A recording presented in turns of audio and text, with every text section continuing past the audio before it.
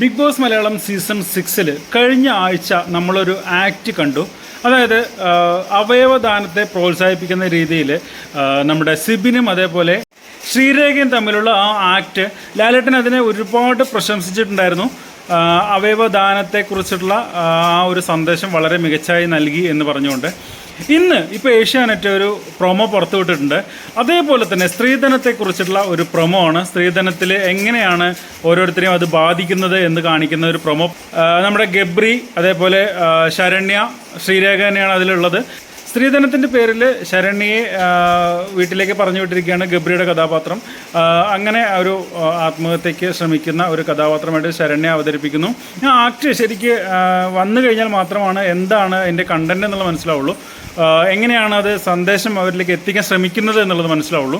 എന്തായാലും സ്ത്രീധനത്തിനെതിരെ ശക്തമായിട്ട് തന്നെയായിരിക്കും ഈ ഒരു ആക്ട് എന്ന് നമുക്ക് പ്രതീക്ഷിക്കാം.